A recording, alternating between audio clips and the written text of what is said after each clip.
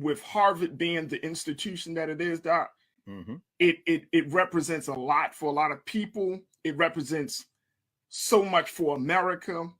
But then to have this, and I don't want to say it's a bombshell, because I don't know if we are truly surprised that this institution was connected to the transatlantic slave trade the way it was.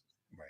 And when we start to look at it, they put out this 134-page report detailing various elements. And I'm looking at the report right now, Doc.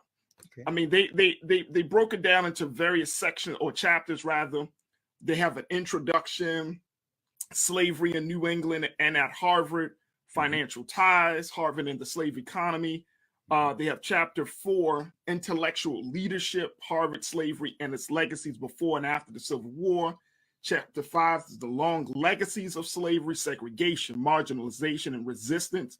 And then they have chapter 6, which is conclusion. And then chapter 7 is recommendations to the president and fellows of Harvard College. And then there's 2 appendices attached to this report. First and foremost, when you heard this announcement from Harvard, what was going through your mind? Were you surprised, or were you like, no, not finally?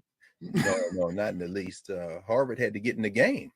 I mean, it had already been beaten to the punch by our sister Ruth Simmons, who, of course, convened the conversation at Brown University. Ruth Simmons was the first woman of African descent, first person of African descent to be the president of an Ivy League school when she took over Brown University some years ago. And she convened, as a former African American studies professor, Dr. Simmons, a committee to investigate the role of Brown in enslavement. And of course, she retired from Brown to great fanfare, and then decided to return to the South. She's from Louisiana, and she is just now retiring from being the president of Prairie View A&M. So Dr. Simmons kind of pointed the way to this. And as they mentioned in the report, in the recommendations phase, section 7, they note her. And they also note some other places.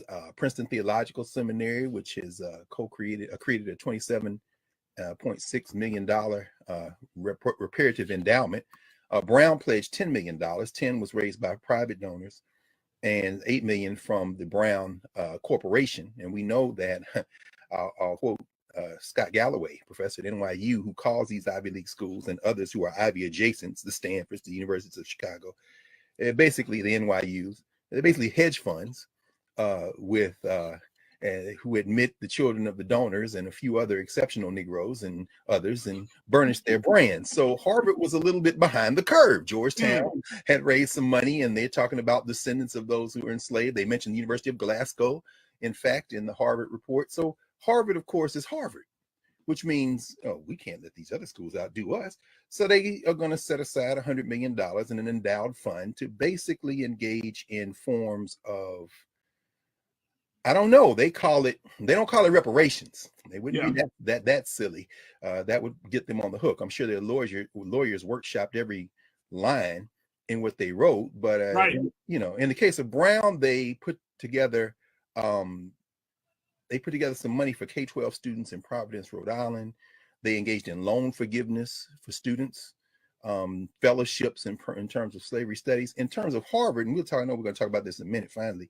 Harvard created some recommendations that, if nothing else, will burnish the Harvard reputation. So no, I'm not surprised at all. And anybody wants to read about the role of enslavement in the Ivy League, get Craig Stephen Wilder's book, Professor Wilder's book, Ebony and Ivy, where he basically traces the impact of enslavement and the creation of the Ivy League schools, all of them. So you can just get it in one book. So no, I wasn't surprised at Harvard at all. Would you recommend that people take a look at this report, this 134-page report? Absolutely. I think it's a masterpiece of forensic science. I mean, I love it. I mean, I was telling Joel and you before we came on, I mean, I've kind of been laughing. There have been a couple of moments I laughed out loud.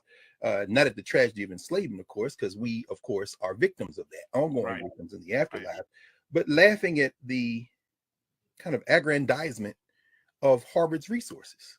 Sven Burkett, who has written a number of studies talking about enslavement, he's got a book called Empire of Cotton.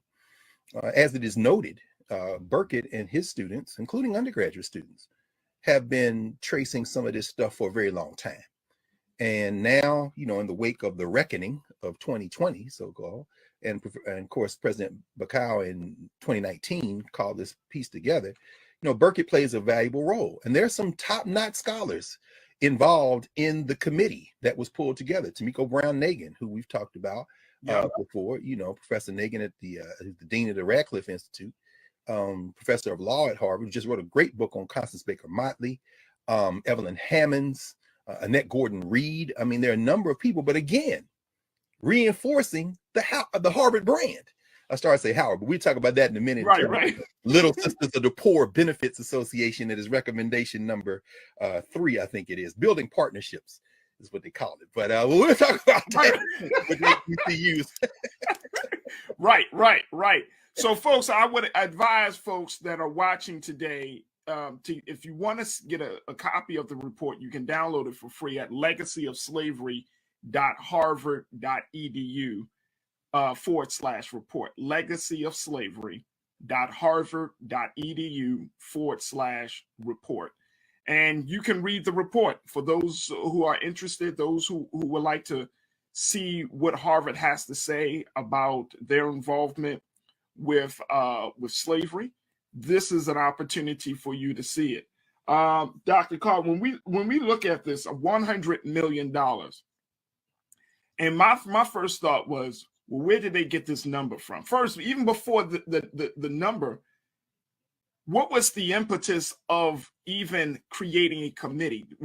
And I know you mentioned everybody else was kind of doing it, but do you feel like there was a singular incident that was like, you know what, we need to do this? Or is it just a number of things that happened over the past couple of years?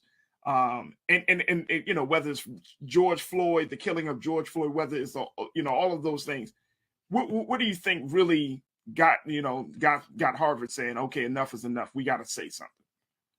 Well, Harvard is the brand, as we know. It's not the King's College in New York, which was later renamed Columbia University. It's not any of the others. It's not Yale. It's Harvard. Harvard is the American Oxford, the American Cambridge, the American University of Berlin. It is the brand by which all other universities are measured. So $100 million is a lot more than 27.6. $100 million is more than 10. In other words, the number, I'm not going to say it's arbitrary, but it's a nice round number that it adds a zero to anybody else. You know, right. You know, and it's big. It sounds substantial and significant. No question. And just like Mackenzie Scott, who has given away millions in unrestricted funds in terms of philanthropic efforts to historically Black colleges, tribal colleges, and other institutions, the money on her Amazon stock has made that money back that she gave away and more since she's been giving it away. Harvard's not going to miss $100 million, and it's an endowment. It's not direct investment. It's not like they're saying, okay, we're going to give $10 million to 10 different HBCUs to do what you want. No, it's not. No, it's not that. It's not like they're saying we're going to endow several K-12 institutions and you can do what you want with the money. In other words, it's not a form of reparations. It's really the money's not really going anywhere in terms of, you know, Harvard is going to, and for some of that money, I'm sure, pay itself. And you know, they're offering, among other things, the possibility of exchange programs with Harvard faculty and HBCU faculty. Now, maybe they're going to pay the HBCU faculty salaries when they come work at Harvard. But of course, that would mean that the HBCUs would have to pay the Harvard salaries, which would actually hurt the HBCUs. Anyway, I'm not sure how that's going to work. But the point is that that $100 million is not being given away. To quote the line from the Jimmy Stewart film, It's a Wonderful Life, Potter's not selling, Potter's buying. But at any rate, so that they're burnishing their reputation. Now, is it better to have this money than not set aside? Of course, it's better to have this money set aside. But I'm not surprised at all. In fact, when the opening at the beginning of chapter 1, the first line in the report said Harvard's motto, Veritas, which means truth, of course, inscribed on gates, doorways, and sculptures all over campus, demands of us truth. And as you know, brother, as it is said to have been said to Pontius Pilate, when Pontius Pilate said, "What is the truth?" and would not stay for an answer. So when you read the report, the truth of the matter is a great deal of it is big up in Harvard. It's big up. In fact, when I first saw the story break and downloaded the report, I went looking for the things about Harvard that I expected Harvard to lift up. Who are the exceptional Negroes that it is let in? So I went looking for the HBCU folk. The Du Bois is in there, of course. Eva Beatrice Dykes, a lot of people don't know her. She was at Oakwood College. She came out of DC, went to Dunbar High School, went to Howard, came to Harvard. They said, we don't count the Howard degree. You got to take a Harvard degree. They talk about that in there. Richard T. Greener, who was the dean of Howard's Law School, was a graduate of Harvard University. He's in there. But what I'm looking for, and then I started reading the footnotes. And as I read the footnotes, what I noticed, take Eva Dykes, for example. I'm looking at Eva Beatrice Dykes, who was the first woman of African descent to qualify for a PhD, complete the requirements for a PhD in history. One of 3 Black women who graduated PhDs the year she graduated. And I'm looking at the footnotes, and what I see accessed is the Radcliffe archives for the things they have in their archives of Eva Dykes. So that's cool. But what I didn't see were the books written by Black scholars, including a cat at Oakwood for years, talking about Eva Dykes. I'm like, how did Harvard evade the opportunity to quote Black scholars writing at Black institutions about somebody they're saying was a person who suffered racism at the place that, well, I tell you, chef's kiss. So yeah, you gotta read it, man. Forensic science. It's a beautiful elevation of the Harvard brand in a kind of moment of, I don't want to call it cosplay, but self-flagellation in pursuit, as they said, of something that ends up them truth. Anyway, we'll see. Folks, we are having a conversation around Harvard's claiming or saying that they're going to commit $100 million to create a legacy of slavery fund after they have come out with a 134-page report outlining their involvement in the transatlantic slave trade. This report of the Presidential Committee on Harvard and the Legacy of Slavery shows intimately, based upon their history, their research, and the work that was done by their committee, that Harvard gained and benefited from slavery. And so they're trying to come clean with this report and with other ideas and goals to address this issue. We've been talking to Dr. Greg Carr, who is a professor of Africana Studies at Howard University and is the host of the Black Star Network's The Black Table. Dr. Carr, I want to throw up here just something that they put out. This is what Harvard put out. Keenan, if we could post this quote on the screen talking about what Harvard is planning to do, some of their key goals in this whole effort. They are planning to address slavery legacy. The report calls for spending the money in a multitude of tracks. 1, by tracing the modern day descendants of enslaved people at Harvard. 2, by building memorials and curriculum to honor and expose the past. Number 3, by creating exchange programs between students and faculty members at Harvard and those at historically Black colleges and universities, HBCUs, and by collaborating with tribal colleges. And 4, by forging partnerships to improve schools in the American South and the West Indies, where plantation owners and Boston Brahmins made their intertwined fortunes on the backs of the enslaved. Seems like these are very lofty goals here. And Dr. Carr, when you look at goals like this, I mean, I'm talking about the memorials, the curriculum, and they said that even that a lot of these goals are vague on purpose because they wanted to hear feedback from other folks within the Harvard community and outside of the Harvard community to add to it.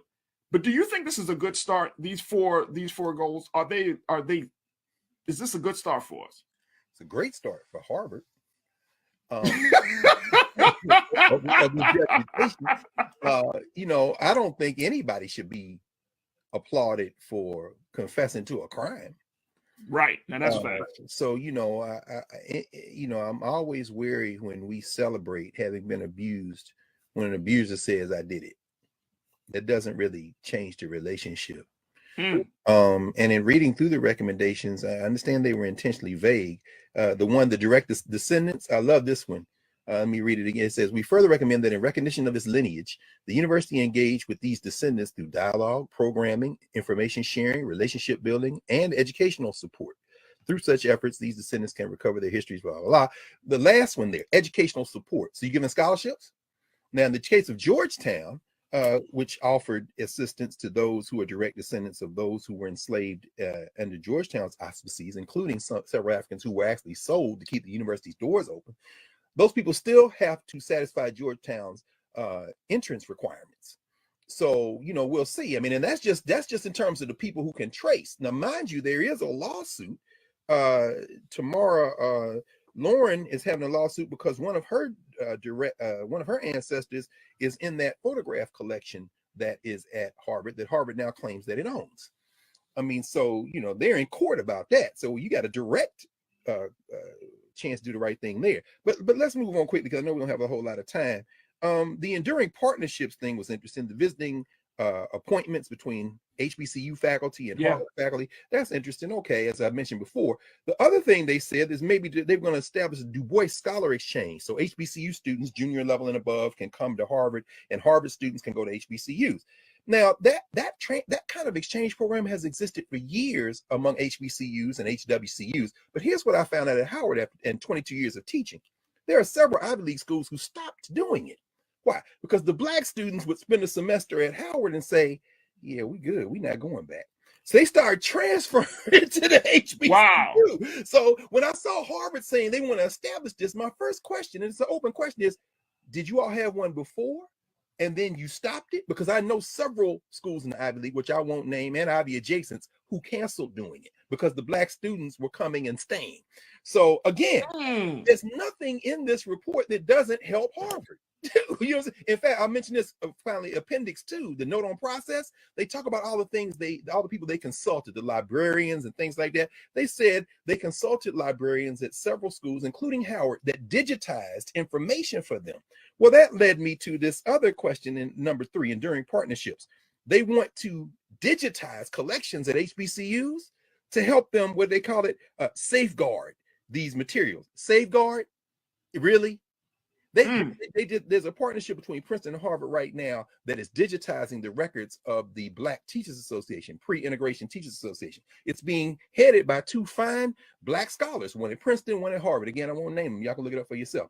My question is, how y'all going to digitize institutional records of Black institutions that were preserved and fought during Jim Crow to end Jim Crow, and now the stuff end up at your house? Y'all ain't slick. It's going to, and then now you'll invite 2 or 3 remarkable Negroes up there. Maybe you'll give them a Carnegie or they'll get a MacArthur Genius Grant. And what you now have said is, look at us. Look at how great we are. We're helping these. Meanwhile, the institutions themselves, maybe they'll get a couple of exchange students, a couple of exchange faculty to burnish the fact that they've worked among the Negroes. But look at how they watch it. When y'all read this, look at how they characterize HBCUs. Look on page 9 when you see HBCUs first mentioned, and they talk about them doing the best they could, but ultimately not having the resources to be. You know what? Just cut a check. Y'all love Du Bois so much. Cut a check. Write Fisk a $50 million check, no strings attached. That ain't no money. You'll make it back in 6 months on your endowment. Write him a $50 million check, but you're not going to do that. You're not going to do that at all. So I mean, and so it like, going piece by piece, looking at each one of these goals. I'm wondering, I mean, there were Black people in the room. There were Black people at the table. Yeah. So how was it that they were in the room at the table, but yet these goals, these recommendations still come across as being Harvard's recommendations, Harvard beneficial? Because they're of Harvard. And this is not a criticism of any of them. Certainly not William Julius Wilson, certainly not Tia Miles or any of the other. And I mentioned those 2 in particular because Tia Miles is a younger scholar and William Julius Wilson is one of the most respected Black scholars in the country. This isn't the William Julius Wilson of 40 or even longer years ago, writing in the Negro Digest, Black World, debating about the future of HBCUs. This is the William Julius Wilson who was recruited by Henry Gates and others into Harvard when they were building that dream team, when Gates and Cornel West and William Julius Wilson and others were brought to Harvard. And then the other Ivy Leagues started doing the same thing. You know, I'm not critical of any of those Black scholars, any of those Black academics, because they are part of that system. And in those debates and rooms, you know, this is a very rich report. They're not ducking some of the difficult things that are raised. At the same time, they are part of that institution. In other words, reparations is about a lot more than burnishing the institutions that benefited from the enslavement of Black people. If you're talking about real reparations, you're talking about repair. So I don't have any problem with that. Now, if all those faculty decided that they were going to resign and come work at HBCUs, I'd be like, okay, that's interesting. Go on, because HBCUs aren't the answer either. Harvard is in Cambridge, Massachusetts. What's the situation for poor Black people and brown people in Cambridge? Just like Yale is in New Haven. Anybody been to New Haven know that there's Yale and there's the hood. So I'm saying, you know, at least with Ruth Simmons and Brown, they're talking about the surrounding area there, or around Brown. Now, so I don't think Harvard is excluding any of that. What I'm saying is, as you say, if this is the start and they kept it intentionally flexible, let's see what happens next. And, you know, we'll all wait and see. So speaking of reparations, I mean, you talked about Professor Tamika Brown-Nagin. Yes. And she put out, she said in an interview last month, just before this came out, of course, that they were being intentional about making sure that this $100 million is not seen as reparations, because she said, quote, reparations means different things to different people. So fixating on that term, I think, can be counterproductive. Absolutely.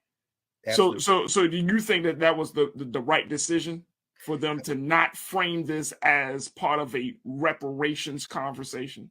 I know they be leaving themselves open to very real critique, because reparations means one thing. And Professor Brown-Nagin, a brilliant scholar, on the faculty at the law school, Tamika Brown-Nagin got a JD. She know damn well you better not call this reparations. So you know, you have to be intentional. You can't, of course it's not reparations. You can't talk about reparations. A professor at Columbia, my friend Catherine Frankie, who wrote a book called Repair several years ago that I actually teach at Howard Law School.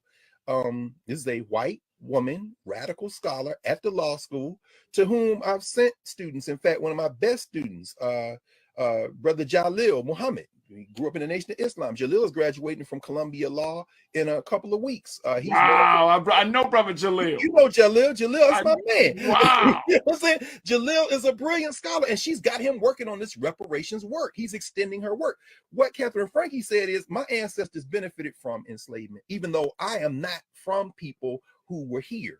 But I came here, and guess what I got coming here? Whiteness. She said, you know what? I think there should be perhaps a wealth transfer tax, and that money be put in a common fund. You can have community land trust, you can have education, you can have all. She writes about this in her book Repair. Harvard not talking about that. And Professor Brown-Nagin knows good and well they're not talking about that. So of course now when she says we shouldn't get fixated on it, I suspect that part of the reason that you don't want to get fixated on it is because that will require more of that institution than you are willing to call it your own. And when you read this report and you look at the history of Ewart Grenier, for example, who founded the African American States program at Harvard, whose daughter Lonnie, of course, we know, the jurist, and who Bill Clinton sold out. When you look at all these things in that report, when you look at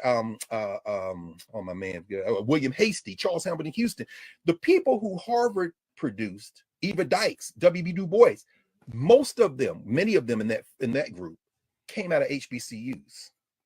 Now, there's going to be a wealth transfer to HBCUs to train more students. That would look more like reparations, because you benefited from HBCU faculty. In fact, they say it in the report. These HBCU undergrads you sent to us burnished our reputation, even though from 1898 to 1940, there were about 60 Black people in the Harvard student body at Harvard College.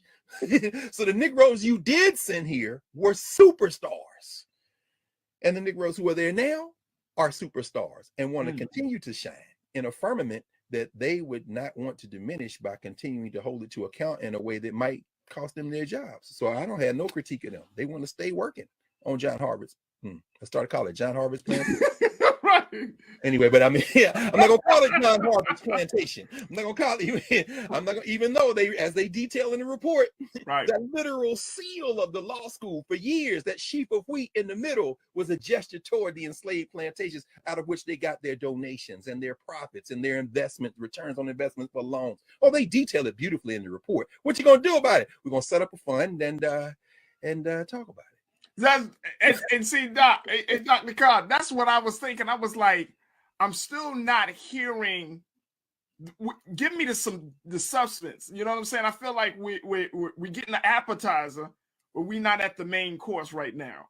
And I'm thinking to myself, like, you know, like when you're talking about reparations, I know part of the conversation has been on education in terms of, okay, the descendants of enslaved people should be going to certain Ivy League schools like Harvard, Yale, free of charge. Mm-hmm. Or better yet, going to HBCUs and other schools with some of that Harvard money. That would be reparations. Wow.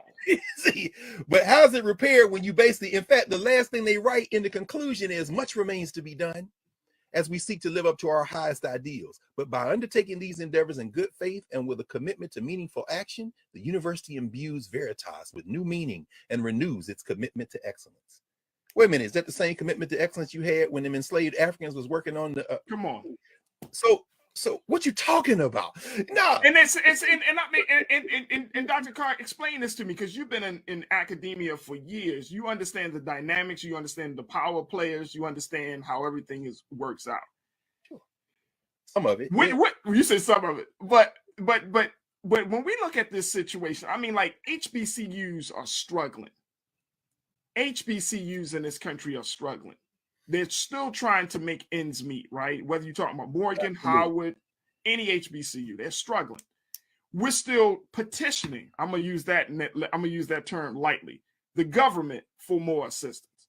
Yes. But then you have institutions like Harvard, like Columbia, like Yale. Harvard has an endowment. Check this out, folks, of $53 billion. Wait, what? Never slaying. 53 billion, baby. $53 billion. Wait a minute, how much is a billion? A billion is how many million? A billion is 1,000 million, right? Right. If you set aside 100 million, you set aside 1/10 of a billion, and you got 53. Man, they're gonna make their money back by the time the show is over. 50, or by the time the show is over. And they didn't even give it out. It's an endowment, meaning what? We are setting it aside and keeping control of it. Come on, y'all. That's what I'm saying. So I mean, I feel like there needs to be. I mean, the gap of inequality between HBCUs and the little money that HBCUs are getting versus these larger institutions. And I'm thinking to myself, it can't be that difficult to come up with a strategy or way to bring some real equity in it. And I always say this, Dr. Carr, and I've been saying this, please correct me if I'm wrong. Dr. King said, "Is always the right is never the wrong time to do the right thing." No question. And so it's like at this point, that's right. At this point, I'm convinced that you just don't have the will. You really just don't have the will to do the right thing. Right. So I mean, like I hear what Harvard is saying, and I think, hell, any institution, any business or corporation, I think they all gain. If you're talking about Ford Motor Company, you talk whatever industry, they have all benefited from the transatlantic slave trade. They have all benefited on the backs of our people. But at this point, the admission is that's nothing to me. No. What are you going to do about it? Yeah. Substantially. I don't have any real criticism of Harvard because I don't have any expectations of Harvard. See, this is the thing. I mean, the idea is that we have these expectations. And so when you talk about the endowment, Howard is the closest HBCU to $1 billion endowment. It's just south of $1 billion. It's now in the high 800s. There's no other HBCU that's close. Spelman, I think, is second. They may be over the $300 million mark. But there aren't 10 HBCUs among the 103 or 4 or 5. And shout out to Morris Brown for reacquiring accreditation in the AUC, there aren't even 10 that have $100 million or more.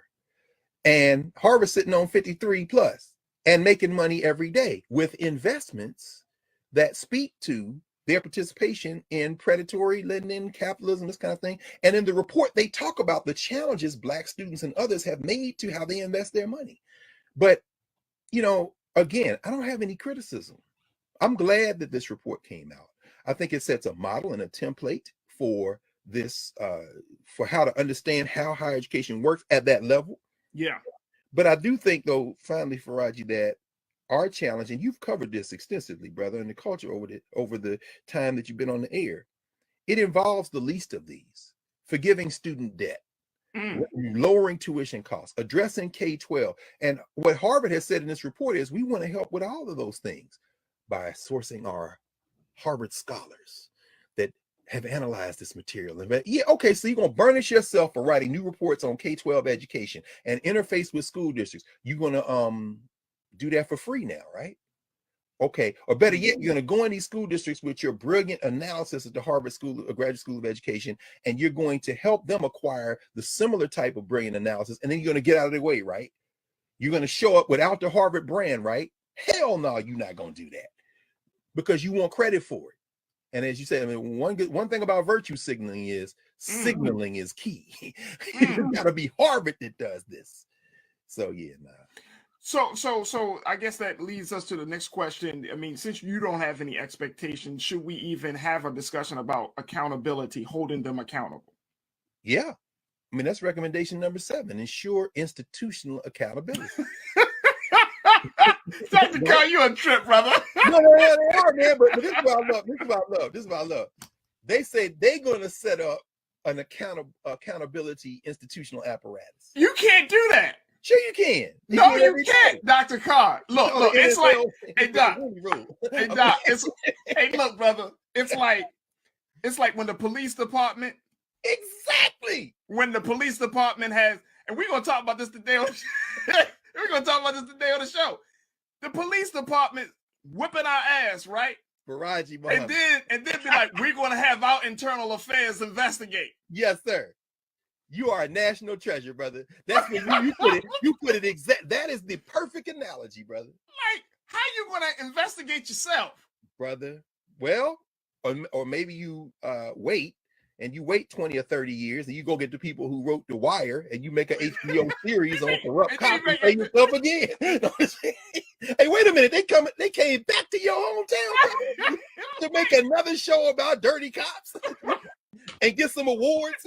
I mean, we've seen this show before. I mean, I just don't get it. I don't get it. Yes, you do. That is the craziest thing in the world.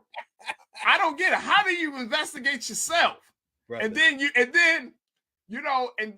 like, it's like the conversation I think we had on Brother Roland's show, just in terms of these companies that say they want to give some money for racial justice. And then, or they give themselves, they like pat themselves on the back. No question. And it's like, that is counterproductive to what we're trying to do, to the progress we're talking about here. You can't investigate yourself. So, I mean, and I'm saying, is there, and please pardon, let me know if I don't know, because I really don't know, Doc. Is there a way or a commission or a group or institute or think tank, somebody that can go to these institutions and say, okay, you are at a place that you want to redress this your grievance or your ties to slavery. Okay. Yeah. We're going, as outside independent group of individual scholars and researchers and historians, we're going to hold you accountable. And if you don't live up to our standards of accountability, then you owe us. Yeah. Is there? Absolutely. In the appendix 2, you'll see, for example, the consultancies they engaged in. They had all these dialogues. They brought people in to have conversations, and that's beautiful. One of the recommendations they want to do when they deal with Native Americans, they want to have a landmark conference with the Native American program at Harvard to advance national dialogue on the histories and legacies of indigenous slavery and colonialism, all this kind of thing. And I'm sure there will be publications and there will be academic accolades and this kind of thing. But here, what you just said, and they say this at the end of their report, they say, the entanglements we've had with enslavement are in the past. They can't be undone, but the present and future are ours as a university community to shape. Now, of course, within that field, here's a solution based on what you just said, Brother Faraji. Let's say Harvard says, we're going to put 10, 20, $30 million into establishing an independent, almost like a community review board. Yeah. You know what I'm saying? Yeah. And we encourage, and next thing you know, because see, this other thing about Harvard did it. So guess what? Yale working on their report somewhere. Columbia, already, they got to get their report. Okay. Again, go get Craig Stephen Wilder's book. You probably already gonna pay him a consultancy or get him to come in and give a talk. But anyway, now you've established this separate institution and you leave it alone. Yeah. And you don't, this is the other thing you don't do. You don't populate it with your faculty members. That's right. It's not the usual suspects. And you don't build links with Social Science Research Council, the Ford Foundation, the Carnegie Foundation, the Mellon Foundation. Right. You don't then try to figure out how you can get some subsidized grants from the National Endowment for the Arts. No. We gave this group the money. And the people who were picked to decide first how to do the money came from Black institutions, came from brown institutions, came from indigenous institutions, and they don't have any ties to any of these places that create what some people have called the professional managerial class. So you know what you're not going to be able to do? Engage in what Catherine Liu and others call virtue hoarding. Because see, the thing is, it's the usual suspects, right? And they have some exquisite Blacks who will excoriate you. They'll do the right poem, they'll have the beautiful art, and they get fellowships, and they come. Right. No. And then you set them up and you get out of their way. What comes out of that? I trust what comes out of that. But then they can't do that. Why? Because there's no value in that for us. I'm about to say, Doc, there's no value in that. They can't gain and benefit, can't control. Now, here's my final point, Doc, and I'm so grateful that you spent some time with us today. I mean, my point is that, like, at this point, the conversation about repairing the damage, we can put it as the term reparations, or we could just look at the term justice. At this point, how do we shift the conversation from just money talk to legacy building, to start to here's why I'm asking. I have an 8-year-old and a 2-year-old. Yes, sir. By the time my son, God willing, gets to college in 10 years, and then 16 years for my daughter, if I don't want to have a conversation and be like, hey, son, yeah, we got reparations back in 20-something, but we spent it. So, we're going to have to figure out how to pay for your college. How about that? I don't, that doesn't, like, getting a check at this point doesn't seem like it will ease my soul. Well, that's not going to happen. No. You know what I'm saying? Like, I don't want to check. I need to have an investment in the futures of Black children and Black people. That's what I'm saying. When we talk about the stock and all of that, what is the futures of Black children and Black people in this country? Because that's the only investment. Like, I don't need a check. Like, I work and all of that. So I'm trying to figure out what is going to be the future of the children. So that way they don't have to carry this burden 15, 20 years from now. And my children come up to their dad, Dad, it's college is crazy, Dad. Like, it's very expensive.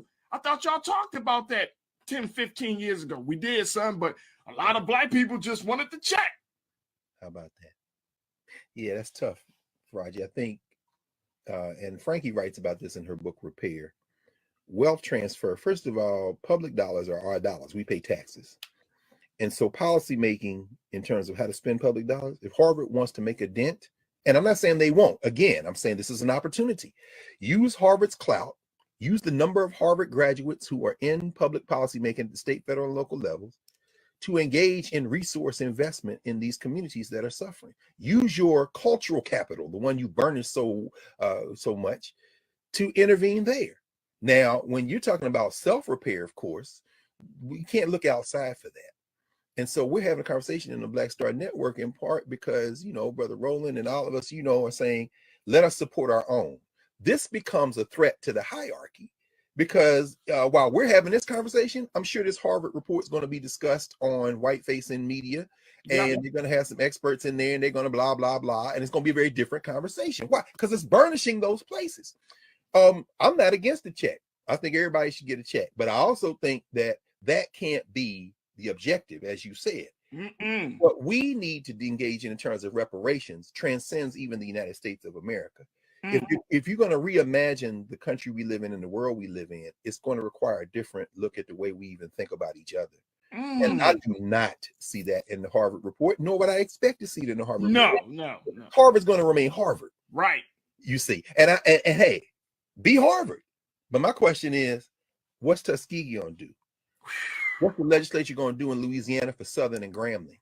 What are we talking about with Alabama A&M and Alabama State? And more importantly, the K-12 schools. More importantly, everything from basic needs like food, shelter, housing, and that's policy making. You want to impress Harvard? Get some of them presidents and senators and some people to act right.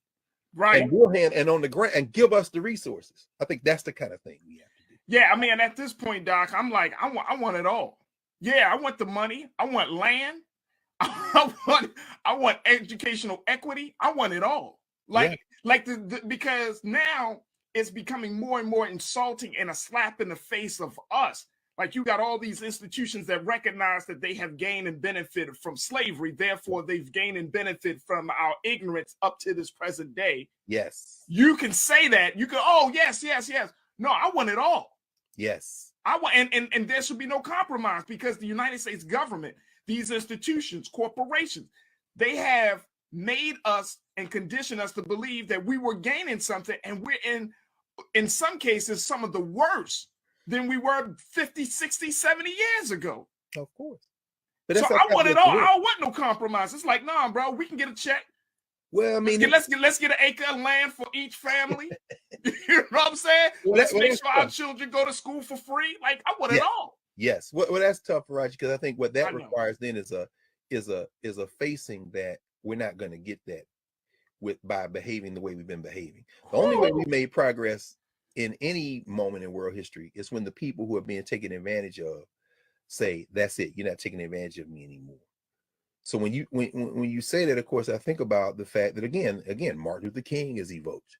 Went to school at Boston University, had to come out of Morehouse and Crozier Theological Seminary, right there in the area. And Dr. King, of course, when he's critiquing militarism and materialism, when he is critiquing this whole structure that the society is based on, what you're talking about can be done, but it can't be done as long as we're asking.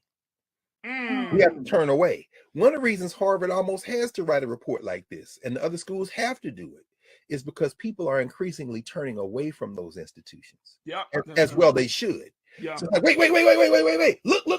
Look. We understand. People are like, I'm not, but damn about Harvard. Ask yourself this: why was Nas a fellow at Harvard? Why did he receive the Du Bois medal? Why is there a hip hop archive at Harvard? Why? Because those young people from the Caribbean and from Black and brown communities in New York and everywhere else stood on their own ground, made their own culture without asking permission for anybody. It became so important that these places that want to be prestigious had to associate themselves with it. That's how you get reparations. You build your own. What Elijah Muhammad say? Accept your own and be yourself. Your own, be yourself. Watch how quick we get reparations when we decide we're gonna reserve our labor. We're not running up and down the football field for University of Alabama anymore. We're gonna go play at Tuskegee. Oh, we've got to investigate the yeah. It ain't gonna be enough yet. You understand? Folks, Black Star Network is here. Oh, no punches. I'm real revolutionary right now. Support this man, Black Media. He makes sure that our stories are told.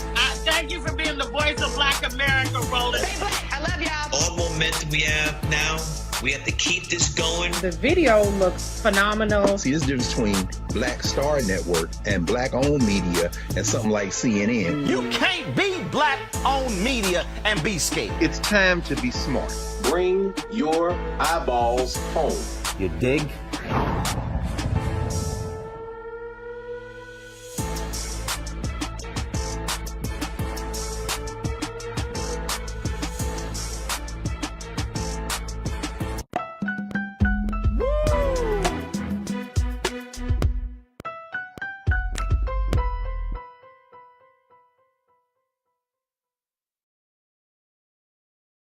Folks, we got a lot to talk about because there are so many big conversations that are happening. This first conversation I want to have with you is about this idea of white nationalism. Now, some of us might believe that white nationalism is on the outskirts of our mainstream discourse, or whether it's about politics, social issues, economics, healthcare, whatever the case may be.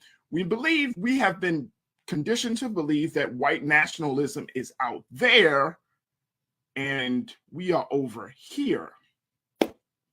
But I want to share with you folks, white nationalism is right here, here, here. It's all around us. The thing is, being able to differentiate and to make the judgment on what you're hearing as being nationalist, white supremacist language, and what you're hearing from someone that just might have their views.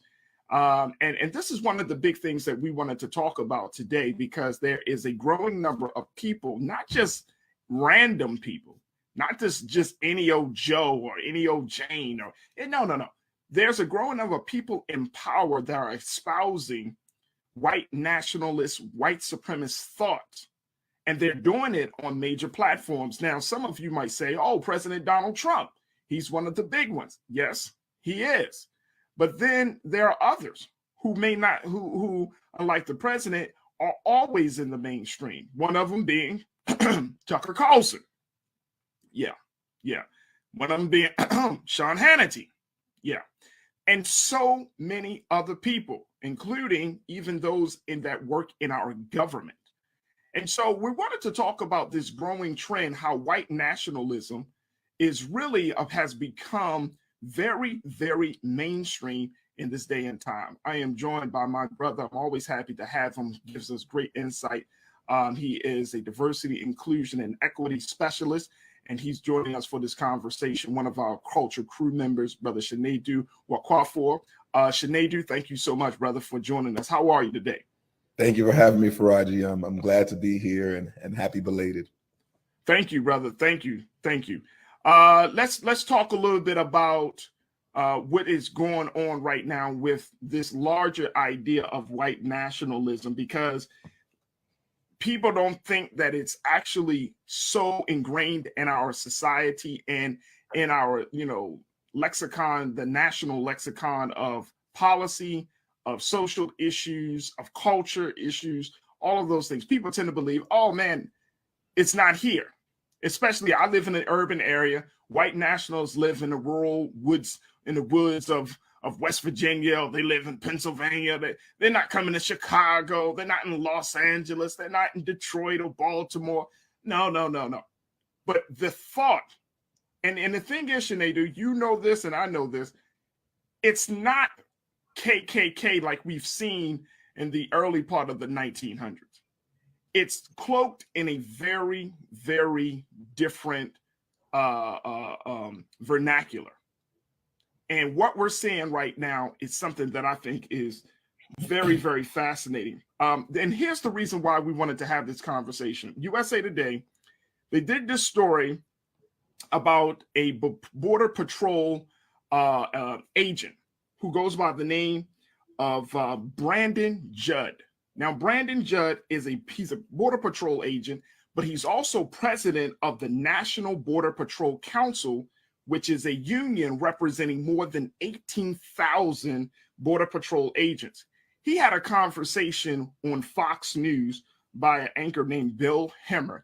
And Keena, let's post what Mr. Judd had to say as he was wearing a polo shirt, and this shirt was showing, that he was a part of the Border Patrol agency. I want to put his quote on the screen there, if we can, Keenan. All right, take a look. Let's go back to the other one, dear brother. The one that yep, there we go. All right, so This is what Mr. Judd said in his interview with Fox News. He said, quote, I believe talking about Democrats trying to change the demographics of the electorate. That's what I believe they're doing. They want to stay in power, and the only way to stay in power is continue to stay elected. Now, this quote that he is talking about is about the fact that they are opening, he believes that there are lax border enforcement. And so when allowing people to cross the border without any real restrictions, and he believes that it's a part of a larger conspiracy by the Democrats to allow immigrants to come to the border to fill up the United States so that way they can vote Democrat and essentially take over the election and keep Democrats in power. But he blames immigrants for this. He blames Biden for this. And this is something that we're seeing as part of a larger conversation around that white nationalism, white supremacists has been espousing. This is an idea that they blame other people. They blame black people. They blame brown folks. They blame people outside of white communities that says this is the problem. Now, he's blaming the president is being weak on these policies, but then he's saying that once they get in there, and this is something that you might hear from some folks, some white nationalists, you might hear them say, oh, they're coming across the border and they're bringing crime. They're dirty. They're infested. And they're ridding our cities of, they're plaguing our cities, this type of language. Sinead, what do we make of this when you have an individual like Brandon Judd, who is part of the federal agency, who is the president of an agency that has 18,000 Border Patrol agents under his command? Take a look at him, folks. And this whole idea, this is what they call replacement theory. And replacement theory is one of the main tenets of white supremacy, white nationalist thoughts. And he said this.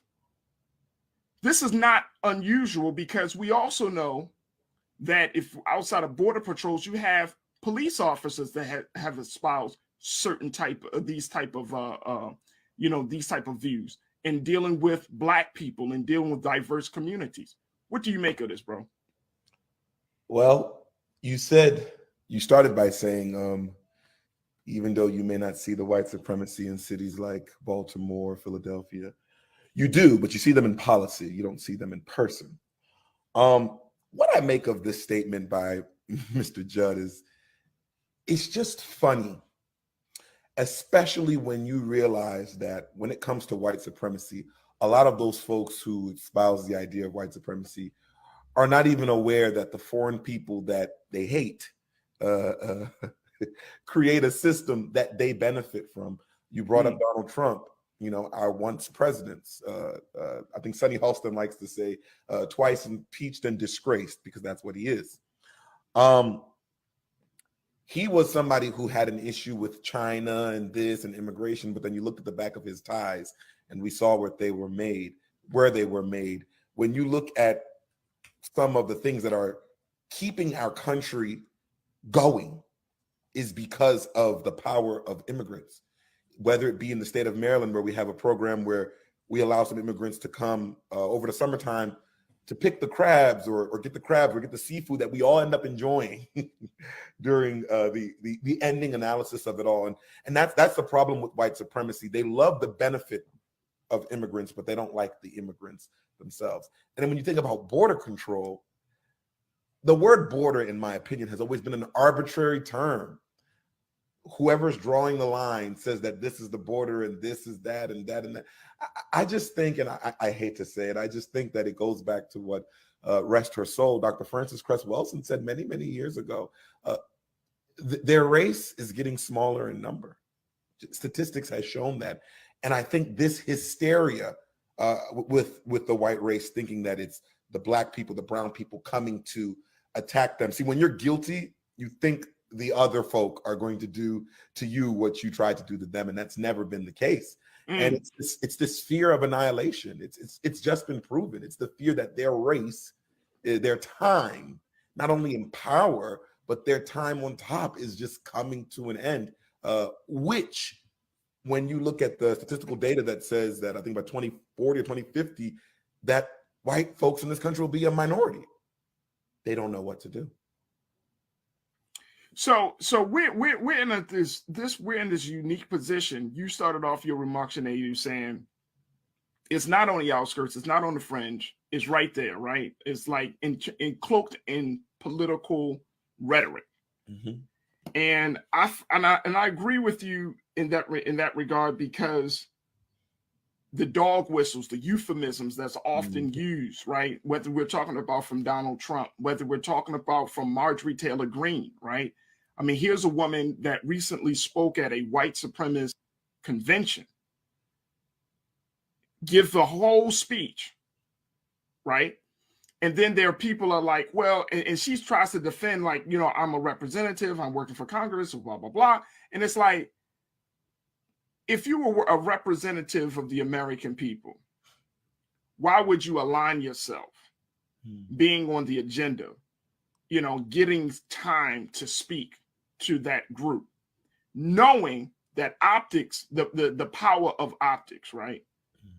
Knowing that. So you did that because that's how you really believe. And two, you don't care about the power of optics. You're just like, hey, this is what I am. And you know the old saying that if somebody shows you who they are, and I think Dr. Maya Angelou said it, if somebody shows you who they are, believe them. And it's like we're still in a space of denial, Sinead, about believing that somebody can actually think like that, whether you're talking about Trump or anybody. These are more of the vocal ones, right? But when you have a person like a Brandon Judd who is working behind the scenes, we don't know who the Border Patrol Union president is. But here's a guy that has the power to influence policy, as well as has a voice and a seat at the table to determine who gets across the border and who doesn't. He's a guy that has aligned himself with this. Now, he might be saying, well, no, I'm not a nationalist. This is what I believe. But it's hard for me to believe that somebody just happens to believe that immigrants are bad. They're dirty. They're the reason why the Democrats want them in, because they want to get power. It's hard for me to believe all of that just on your own. Mm-hmm. And then you go on to one of the most biased networks, such as Fox News, espouse these views, and it's not like challenged. It's not like, it's like, okay, great. You fall in line with it. I think there's a real concern that we should all have, that there are people in this government who claim one thing and then they do another. And I'm wondering, Sinead, if it's really about, I mean, there's no way in the world that you wouldn't know that, like a Josh Hawley or Ted Cruz or any of these people, right, that you didn't know what their views were. Mm-hmm. I didn't know. That's hard for me to believe, bro. Mm-hmm. They all know. And we see this with every Trumper who got fired, who comes out with a book now and is pretending that he's a menace. But it wasn't a problem when he was being menacing and they were there and being complicit. They all know. And it's unfortunate that it's this game of pretentiousness. And it's also a game of, when you mentioned Donald Trump, I thought long and hard to ask myself, is he just a part of some quote unquote great conspiracy of white supremacy? No, it's a little bit more senile than that. It's actually very good for business for these folk. You say this, you get endorsements. You say this, you can. I mean, think about those people who stormed the Capitol, those white nationalists. I like the word supremacist better than nationalist. I feel like nationalist kind of is a softer tone. Yeah. You storm the Capitol and you do things that are illegal, that are against the law, but they knew that they had a huge backlog of donors that would save them, that would put money, people, hard everyday workers that are putting in money. And I think it's scary because even though the thought is fringe and the thought itself can be very rural, where you would think it's the middle America, those who are not, but it's being propagated by the high-end, very intelligent, very powerful, also white people. Yeah. And you never see a correlation between poor and rich in unison like you do when it comes to white supremacy. For some reason, that correlation of poor and rich no longer matters, where usually it's the poor saying eat the rich, but not when it comes to white supremacy.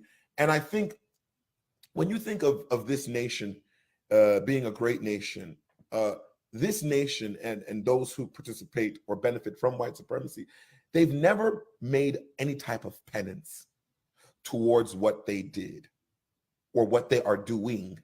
They just created new ways. You know, you stop slavery, then here comes Jim Crow. You stop Jim Crow, here comes mass incarceration, and so on and so forth. Because folks don't want to make penance for the wrongs that they have ailed in, because in their minds, it's just my belief, it seems like maybe it makes them smaller of a person. They'll just continue to recreate the narrative that once existed from the moment that they stepped on this line. When you think about borders, Faraji, and the idea of borders, it's a foolish thing. When you look at the example of Haiti and Dominican Republic, it's the same country, it was. And then someone comes and draws a line, and all of a sudden, you are not you, and this is not that, and one is less than, and one is equal to, or what have you. It's absolutely preposterous. It's dangerous, and in this age of technology, it's way more widespread. Let me just say this as we kind of wrap up this conversation, and I want to, you know, and we can't get everything all in the few minutes that we do have, but I wanted to bring this into the discussion, because I went to do a little research and say, okay, let me find some modern references to what we're seeing, because there's this growing trend. And folks, that's really one of the big reasons why I wanted to have this conversation, especially with my brother Sinedu, is because I wanted us to not think that this is some obscure or we're just totally oblivious to this. You and I have to be able to have the power of discernment to understand what's being said. We get so much information running across our minds, you know, that we're scrolling through, that we're taking in each and every day. And so language is so important. That's why we have to be very, very intentional about the language we use to describe the circumstances that we're either seeing or experiencing. But let me just share with you this piece that I read from an article from called "How White Supremacy Returned to the Mainstream Politics," and this is by an author by the name of Simon Clark. Keenan, let's post his quote on there very quickly. This is what Mr. Clark said. Check this out, folks. He said, "In such a changing landscape, old-fashioned racist and xenophobic appeals are unlikely to be politically successful beyond a small fringe. So the propagandists of racism have had to develop subtler approaches to stoking fear and hatred for political ends. To do so, they have repackaged racist traditions and language and forms that could more easily enter mainstream political discourse." Mr. Clark is a white man saying this, and I got this from the you can go and check this out. It's a fascinating article. It's from AmericanProgress.org, and this is based on a report that was done by American Progress to identify and calling out white nationalist ideas and that are infiltrating U.S. political discourse. Folks, look at that. Look at this.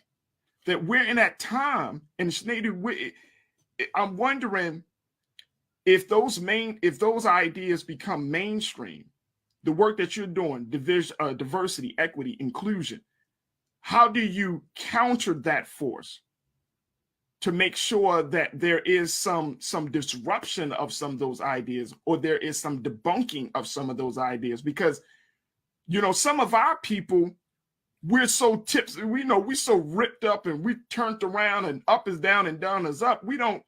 We might be like, yeah, he right. It's the immigrants' fault. Yeah, he right. it's this group's fault or that group's fault. So how based upon the work that you're doing, how do you counter that type of propaganda? Oh man, it's almost a sad response that I'm going to give you. There's almost an impossibility. It's almost an impossibility simply because when you think about diversity, equity, and inclusion, if you're doing it correctly, one of the main tenets in bringing in like a diverse workforce is dismantling white supremacy. It is at the top of everything, and that becomes difficult because sometimes if you're dismantling a house that you're living in, where do you then go? When this system is so intertwined to the everyday lifestyle that sometimes it's easier to pick through little pieces slowly but surely to hopefully one day get to the bigger overarching thing that, hey, we got to dismantle white supremacy. But it's very difficult. And actually, I go to trainings with other colleagues in the space, and that's the number one thing and that people ask, that how do we fix maybe this small thing here if it's emanating from a bigger thing of white men in particular and their beliefs, and how that in theory is the building block of all systems in this country. No one really has an answer, but that doesn't mean that we stop working. It has to be a continuous fight that even after you win, you even fight harder. Well, we do need to have an answer. I'm serious. We do need to have an answer. There's no way. Here's why. Mm-hmm. We need to have an answer because they have a very concerted. They have a game plan on how to get this message out there, right? Mm-hmm. So they and I'm talking about white nationalists, white supremacists. They know that they can't go through the streets of urban centers of cities across this country, on a horse and dressed like the KKK. So how do? They infiltrate systems. They infiltrate institutions, right? They get on television and they build up their following for their platforms for people to listen. Let me just share this with y'all, folks. Mm-hmm. New York Times, they did this expose on Tucker Carlson over these past couple of days. It's a 3-part series, and they call it White Nationalists. And in that 3-part series that they've done, they looked at over about 1,130 shows of Tucker Carlson, of 30 episodes of Tucker Carlson Tonight. And they looked at it, and they determined how many times he has stoked white fear, how many times he has blew the dog whistles and used the euphemisms and espoused those conspiracy theories. I mean, and it's so many times. But guess what? Tucker Carlson has the most profitable and one of the most popular shows on cable news. He's like the #1 guy on cable news, not just Fox. He's making Fox News so much money, and there are literally so many people that are tuned into him. You got to have a game plan to counter that. And so they have a megaphone in him. And so we have to have a megaphone for us, right? Mm. We have to make sure that the platforms that we use, we can't be silly and start to thinking like this is just going to be swept under the rug. This thing is like a wildfire, in my view, Sinedu. These ideas are like a wildfire. Not to say that all white people are going to subscribe to them. I don't believe that. But I do know that if you touch on somebody's dissatisfaction, which we are seeing with white America right now, mm-hmm. If you tap into their dissatisfaction, if you tap into their fear, then you may have a convert to that way of thinking. Mm. And that's the thing. We can't say, well, we'll try to figure it out. No, we better have a game plan. We better have a game plan because they're coming into Congress. They're coming into our state houses. They're making policy for us. They're in those positions that really impact our lives. And I'm not saying this out of fear. I'm saying this out of strategy. Mm. They're in these positions that impact every element of life. That's why we see what we see from Florida to Texas, the governors, the talking of the culture wars that we've been discussing. That's why these things are happening. And it's not, they are part of a larger school of thought. We got to have a game plan, bro. You're right. And I think the thing about our community is that we are not we don't have a monolithic way of thinking. We don't have a homogenous way of thinking, if you will. We're just, our thoughts are so vast that it can't, the benefit in a lot of these white supremacists that no matter how different they are, their general theory matches up with each other. Whether you're a white supremacist from the South, right, the West or East, or even out of the country, because we heard what they said in Ukraine during the war of who can get on the buses first. We heard that. And we heard what they're saying in Hungary as they're starting to play Tucker Carlson at the CPAC that they have there and reverberate his rhetoric. I think what we must do, because at the same time, there is a benefit of this quote unquote white nationalist, white fear. It brings chances and opportunities for DEI to do their own infiltration. I'll give you an example. After the death of George Floyd, may he rest in peace, and Breonna Taylor, do you know what a lot of corporations did? They built a DEI team. Never had it before. They built one, and a lot of them are being ran by Black people who are creating strategies all throughout our society that involve Black and brown people penetrating these same areas. Yeah. Now, the thing that happens then is like, okay, now we've penetrated Congress, we've penetrated the private companies, the public companies. Now that we're there, now that we have power, this has become our biggest issue since the days of Martin Luther King. Who becomes the rallying call? Who gets to give the word, the marching orders? Will people want to take a more Martin-esque approach or a more Malcolm-esque approach?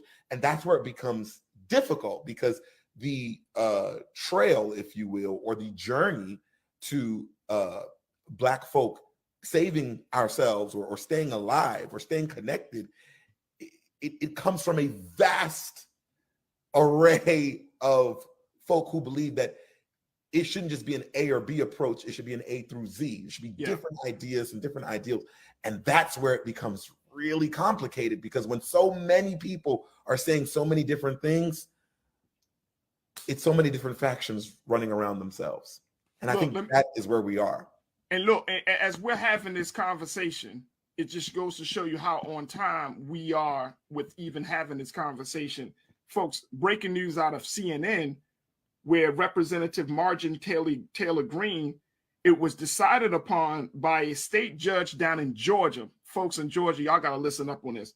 Judge Charles Boudreaux, he said in a 19-page recommendation that Marjorie Taylor Greene should not be taken off the ballot because, or shouldn't be disqualified over her role in the January 6th insurrection.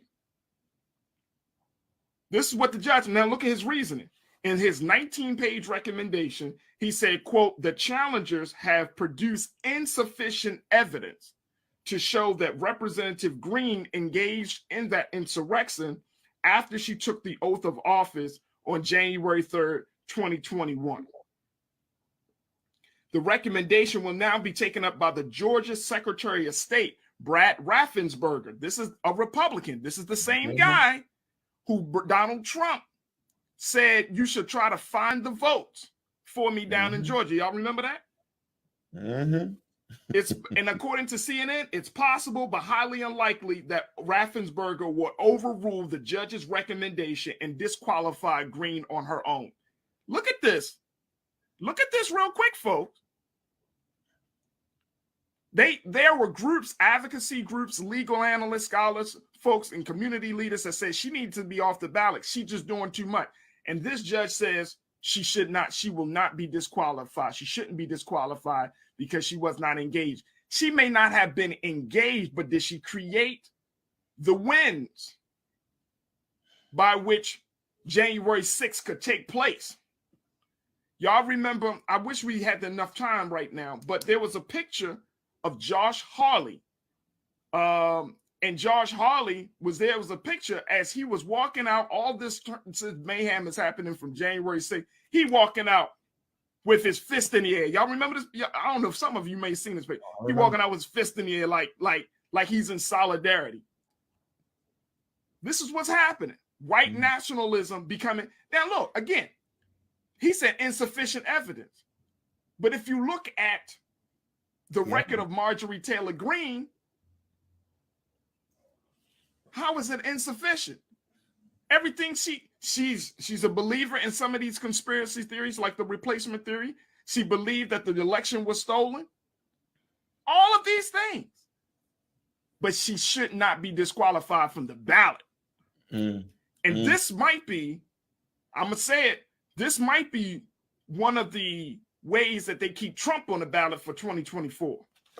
Absolutely. That there's not sufficient evidence. Or because he wasn't, quote unquote, engaged, because there's still a lot of mystery about whether he was engaged in January 6th or not, that he may not be relieved from the ballot.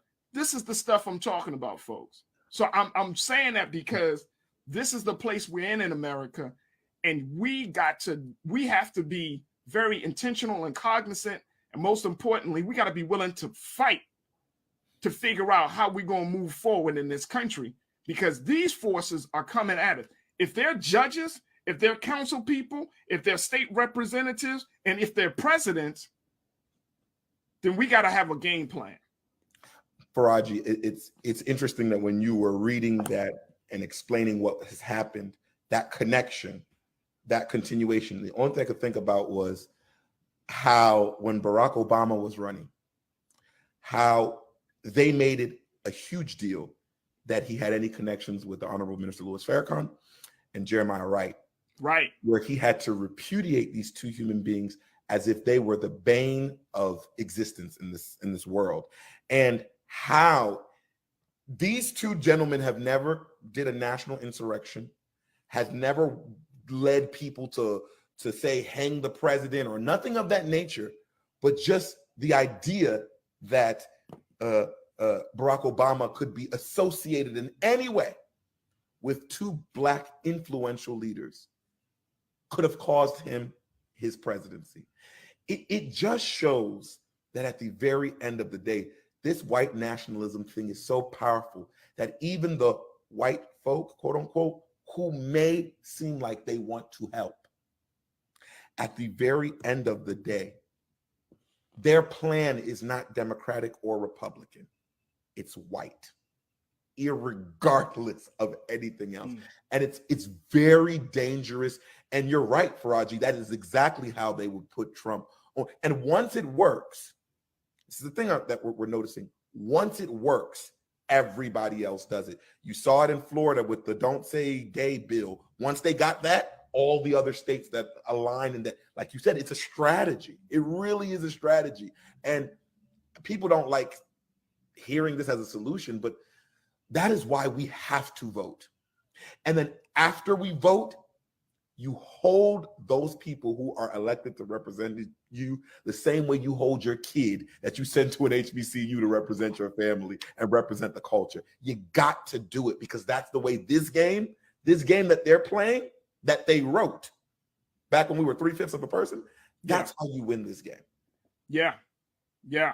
I'm just looking at some folks, and very quickly as we go to a break, Taylor checked in and said, we don't know what was presented to the judge.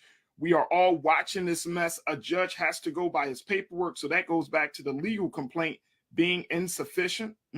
Janelle checked in and said, just because hate is winning in the marketplace, there are things on which we can stand together. The race class narrative is the winning narrative, and solidarity will win. B Dizzle checked in and said, Georgians are going to have to turn out like never before and defeat her in November. Facts. And I know that Stacey Abrams is running for governor down there. Brother King Lee said, if the U.S. Department of Justice have any criminal evidence against Trump, MTG, Marjorie Taylor Greene, or any of those racist politicians, then they need to bring it forward now. Now. I'm in agreement with that, like right now. If they are weak, if this administration that is composed of a moderate politician, a black woman. You got all these black folks and Latinos and other. If this administration doesn't, and I said this before, if y'all don't handle this, take on the cancer of white nationalism and white supremacy, voting is not going to destroy democracy. None of that other stuff. That white nationalism is the greatest threat to democracy in this country right now. White supremacy, those ideas, those conspiracy theories, all of those things. That is the great threat facing this country right now.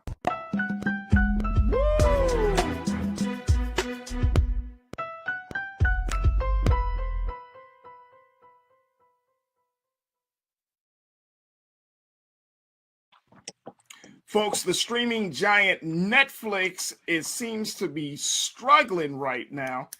Earlier, a few weeks ago, it had posted that its revenue was declining, and that a number of subscribers, hundreds of thousands of subscribers, had already left the streaming site. 200,000 had already left, and some fear and worry that by the mid part of this year, millions of subscribers will leave for good.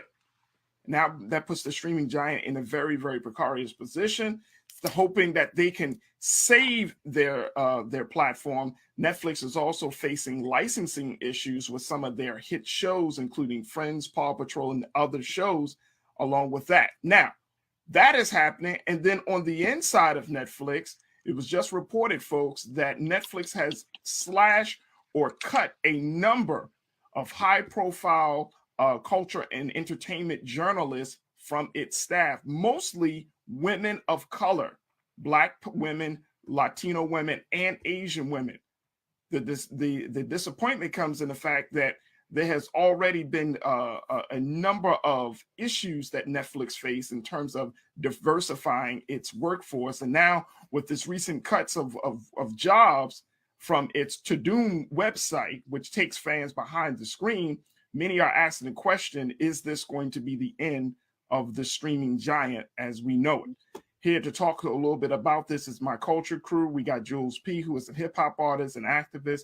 And we also have a filmmaker, a director, and a writer herself, Miss B. Fly, who is the co-founder of Blackwater, a production house, and is the founder of Black Jesus Productions. I wanted to talk to you about this, B. I'm gonna bring you in too, Jules. Don't get upset. I'm gonna bring you in. But I wanted to get B's view on this because, you know, I had an opportunity, and we'll talk a little bit more about it later, but I had the opportunity to host your film, Amethyst Love Gods, over the weekend. And one of the things that you mentioned when talking to your audience is that you're in a very different space right now in terms of putting out content, Black content in particular, and that you weren't looking for a major distribution company, or you weren't looking for these streaming giants to try to pitch your film and other projects that you do. You weren't looking for that you understand that it was all about direct connection to the consumer. And now we're seeing this situation with Netflix. What do you make of this? Is this the end of streaming? Do you feel like people have gotten over it? I mean, what is this a sign of for you? No, actually, I think the exact opposite. So many people are so into streaming. It has created a more competitive landscape for the Netflix. And once upon a time, Netflix kind of operated as this way as this renegade website to where you were able to stream independent content that you couldn't see on cable. And so now that is literally the exact opposite of what Netflix has become, So this is what we experience in the world of capitalism, supply and demand. We have a lot more streaming services in order to view our content. Excuse me, I've talked for an entire week,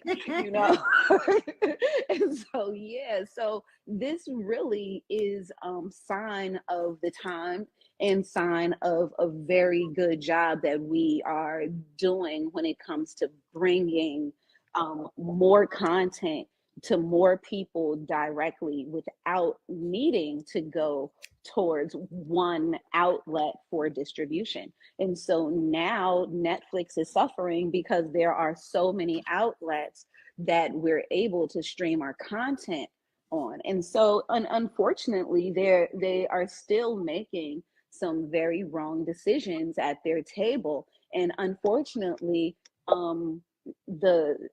the fewer women you have at your table, the fewer women of color you have at your table, the more wrong decisions you will most likely continue to make in this future.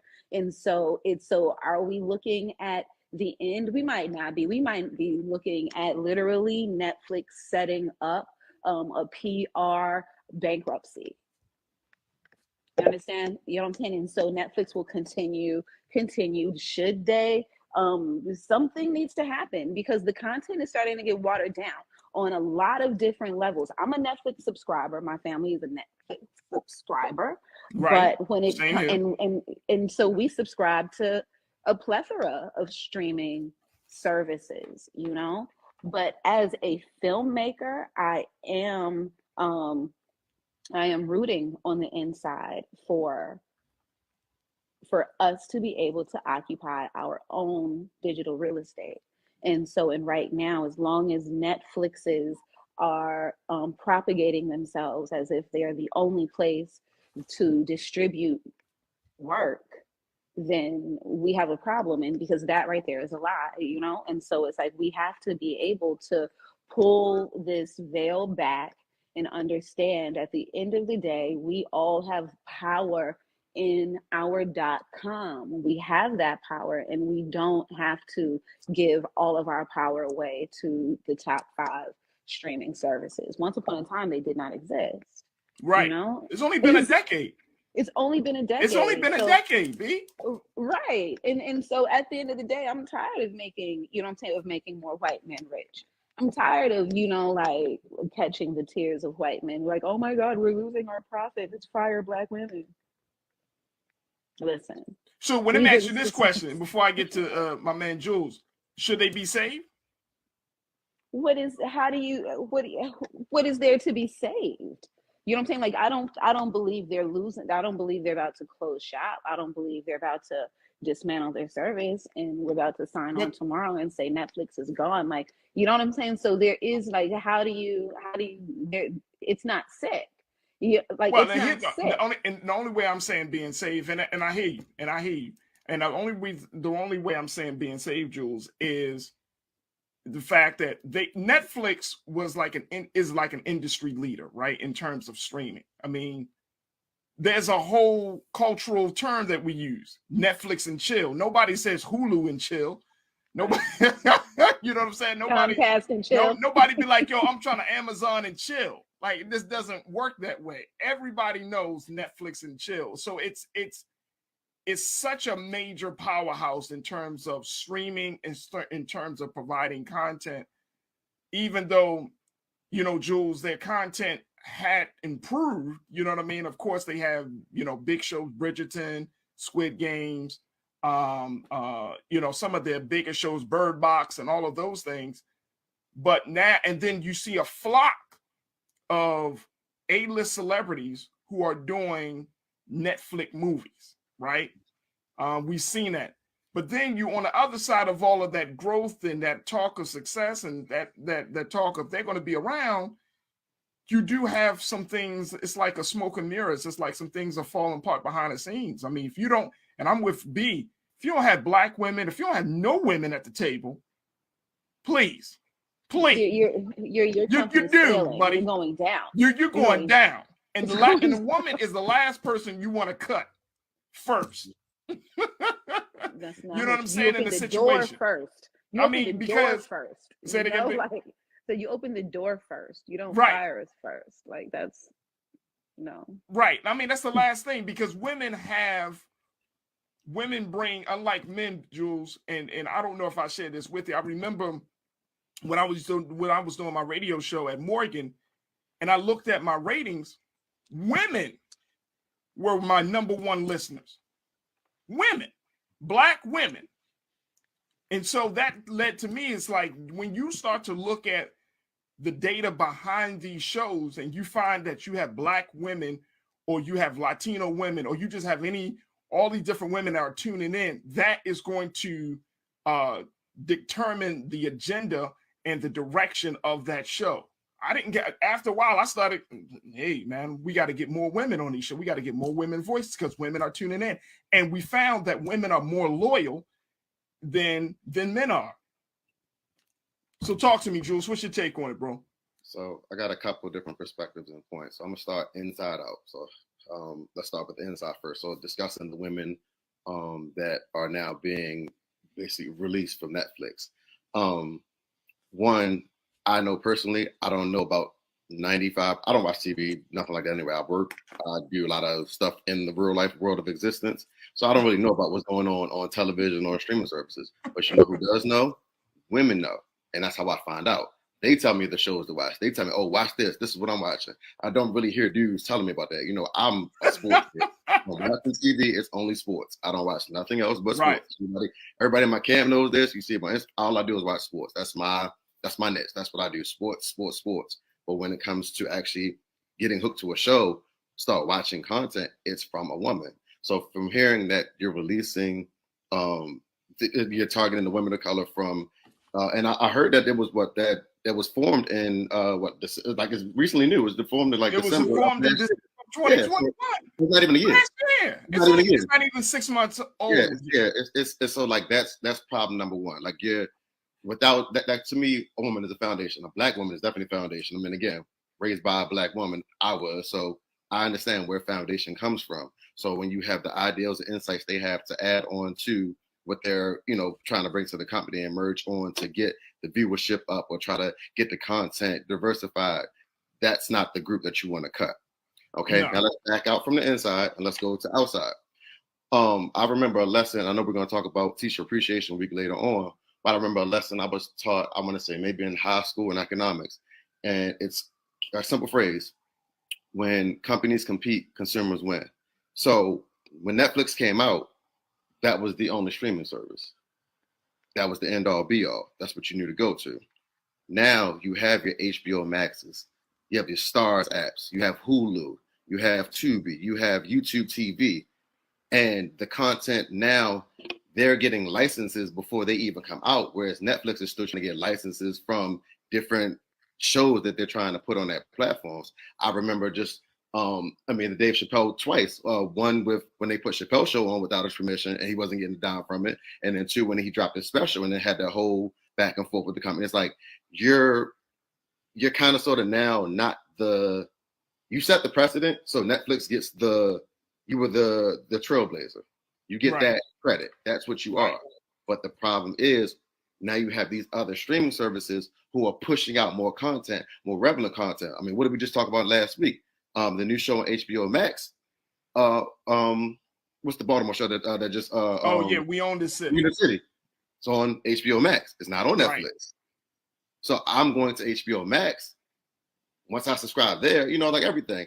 Then you start saying, okay, well, HBO, I knew growing up, HBO from when I had Comcast, that's the channel I went to watch movies. So if I want to see more relevant movies, more up-to-date movies, I can go straight to HBO now, especially during the pandemic. They were sending movies straight to HBO Max. They weren't sending them to Netflix. So I didn't use my Netflix. Right.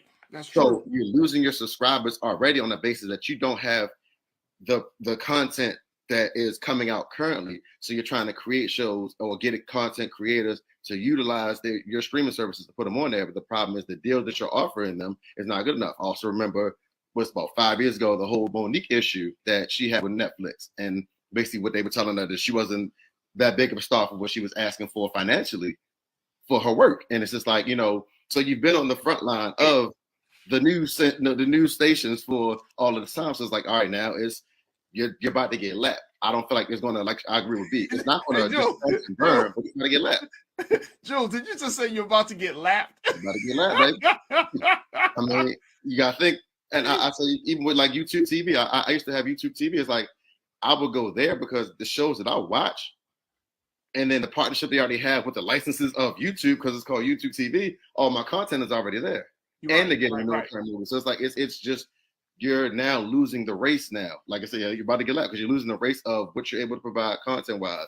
And then internally, all the problems that we've been hearing over the last 24 months, we'll just say 2 years, the last 2 years of all internal problems that you're having between financial arrangements for licensing that you're trying to get, financial arrangements for the stars that are shows that you're putting on your platforms, the news that you just had came out with the Tadum, I don't know if to call them committee, but the women that you're now basically releasing after you just started this in December. It's like you're like I always say, no PR is bad PR, and as long as your name is at the forefront, you're still getting hits. But at the same sense, we're also paying for a subscription that's rising. It looks like $1.50 every day on 3 months.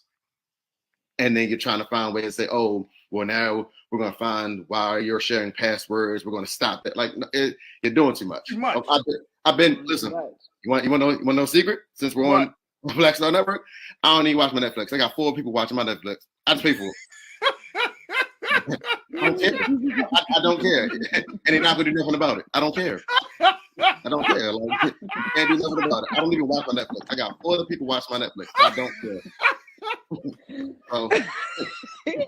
So that's 4 subscriptions you're losing right now. Because if I cancel, then what? Yeah. Straight up. That's for real, you know. And so definitely, like they're doing a lot right now. Like just a year ago, they hire droves of women of color and then announce it. And so now, between then and now, it's like they have bullied their subscribers into third-party verifications and all sorts of things. Right. You know what I'm saying? They're limiting the devices that we're able to watch the content from. And so now they're complaining about the results of what happens when that happens. Like it's amazing. And so now they're canning Black women. Like, listen. Well, I mean, but I think, and you know what? I forgot that Monique had that issue with Netflix a couple of years ago. Now that comes back, and it comes back to bite them in the ass, because you're like, bro, what was y'all thinking? You know what I mean? Like y'all were doing, because at that time, remember, Netflix was the giant. It was like, boom, like, oh snap, she couldn't get this deal with Netflix, therefore, man, she mustn't. Woo. Right. But they wind up paying, and correct me if I'm wrong on this, B and Jules. I think they wind up doing a show with either Wanda, what's the sister's name? Wanda Sykes. Wanda Sykes. Mm-hmm.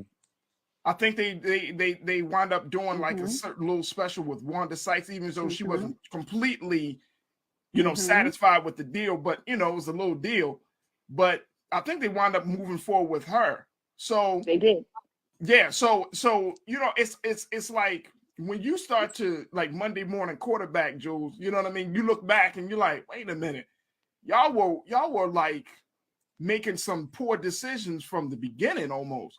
You know what I'm saying?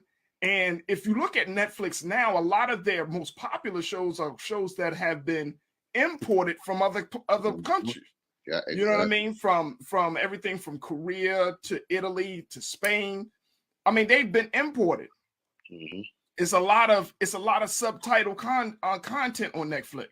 Mm-hmm. You know what I mean? At the end of the day, we are tired of the we're tired of the way the colonizers are spoon feeding stories to us. Like we're tired of the damsel in distress white girl. Like we're tired of the American rom-com. We're tired of Jennifer Aniston. Like we're tired of the we're tired. We're tired. What has been 20 years since you've been on Friends? Like, we're tired, right. And so it's like the people want more, you know what I'm saying? The people want more. And so it's like, and we're able to get that and now experience that through content from all over the world. Yeah. So yeah, Netflix has to step their game up. And in order to even interpret what that means, they have to literally disassociate with the dinosaur of distribution. Mm-hmm. Like it is a dinosaur. Like that dinosaur is literally ancient and it's archaic and it is a relic and it is frozen in time. And the people are literally breathing life into another system all the time. You know, like we'll let you know really what's going on. And here's what I think the other part of it being, and Jules, they got so excited because of their pandemic numbers. Mm-hmm. You know, their streaming numbers. Everybody was in the house. Now people are back out in the streets. It's like you got to do more. You got to do more to keep people in front of their screens. Personally, I don't. You know, it's a gamble because some people will tune into it and then others won't. You know, it depends on the movies. Right. It depends on the movie. Do you remember when what was that, Luke Cage? Do you remember when Luke Cage shut down the internet because we were all watching Luke Cage? The entire world was watching Luke Cage at the same time. The weekend it was released, and it crashed the system. Like Netflix system isn't even set up to do what it fantasizes about. So it's like the moment we all jump on to watch the shit, we kill the server anyway. You know what I'm saying? So it's like we need more Netflixes so Netflix bandwidth can stabilize. So I guess so. Y'all wild today. But so at this point, do we need to keep streaming services? Because can I be real with you? Like Jules, you were ultra real with us. You gave us TMI in some cases. But let me just tell you, I used to have a service where it provides, like, you know, it's not cable, but it's like you get cable, some cable station, but you get local station, right? Mm-hmm. And it's like now everything is a la carte. Mm-hmm. Everything is streaming. So you know what I mean? Like for me, it's like we got probably like 6 or 7 different streaming subscriptions, right, to make up our viewing content. And guess what?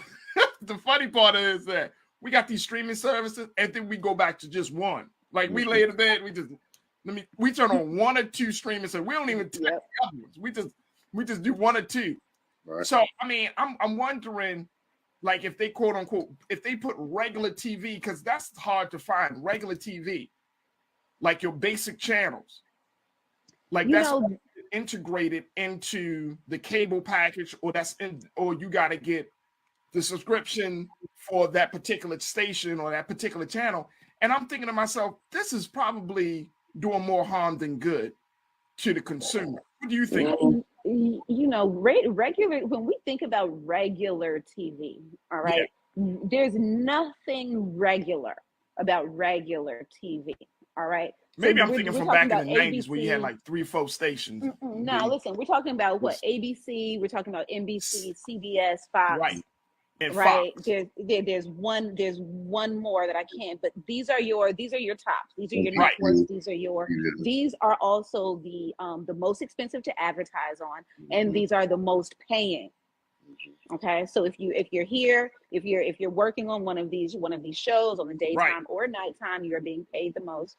If you are advertising daytime or nighttime on this network, you are also paying the most. All right, there's nothing regular. Like internet, once upon a time, internet was trying to, and independent content makers were mimicking TV when it came to the way we even create our runtimes, right? And even the way we break down our treatments, break down our scenes, the way we rise and we fall, all of that was kind of given to us in a treatment by regular TV, okay? But today, regular TV is trying to be the internet. Exactly. Regular TV is literally has very few regular scripted programs. Regular TV is now designed for the regular person. The regular person can be seen on regular TV, and that through its game shows, through its reality shows. And this right here is what I believe is the new frontier. I think we're tired of the celebrity. I think we're tired of celebrity, and we are looking at other more regular, accessible lifestyles in order to spectate in order to purvey. You know what Yeah, I'm saying? Like that's we're true. looking at different types of content in order to understand new cultures. Like we are tired of the white man told story. We see through it today. We assume that it's going to be a lie. You know what I'm saying? We assume that it's going to be historically inaccurate. You know what I'm saying? We assume someone's going to get shot on set. You know what I'm saying? Like it's over. It's over. You know what I'm saying? It's over. It's done. You know what I'm saying? By 2030, like we will have more of our celebrities occupying their own .coms. Like I need 50 to be gangster enough to put his money behind his .com and the work that he's executive producing by these Black women. I need him to actually do that and disconnect. So instead of beefing on the gram and on Twitter with stars and his contracts all fucked up to where I can't finish the season when I want to finish the season, he needs to go onto his own .com and really do that because he can. Because and you know what, AB, really quickly, we got like 30 seconds. In his situation, it goes to show you how much power you have and don't have. You see what I'm saying? Like he didn't establish the .com. He didn't establish an alternative platform, an avenue to see his stuff. You know what I'm saying? So you got to beef with this major, you know, production house. You go on a war of words with that. And it really shows that you don't have as much power. Yes, you can take away the content. But let me just tell you, if 50 takes away that content, Stars is going to be like, okay, it take a little hit. But you know how many other writers there are that want to get their content on that platform?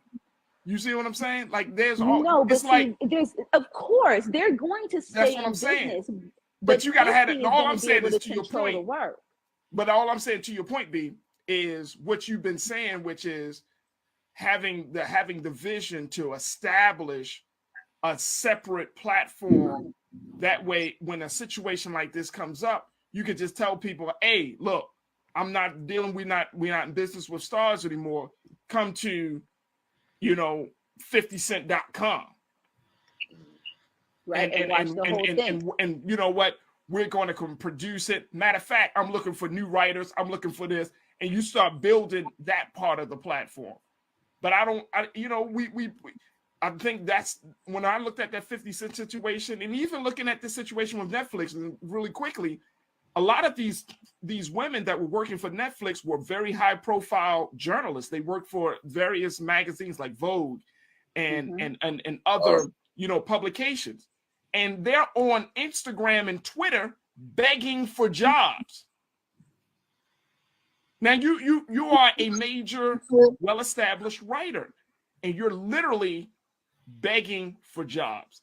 And that's the sad part about it, that you did not have the foresight, the vision to get prepared for a moment like this.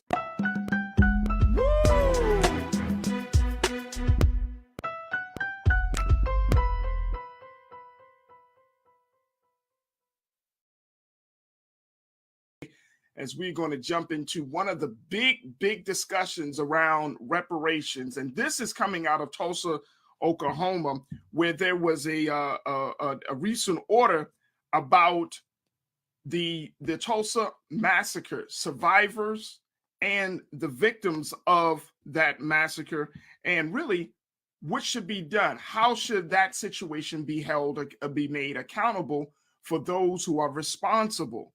Now, this is the big question that has been looming over court cases for the past few years, not just the past 1 or 2, I'm talking about at least 20 years, folks, where the question has been asked, well, what about justice? What does justice look like in the case of the Tulsa Massacre?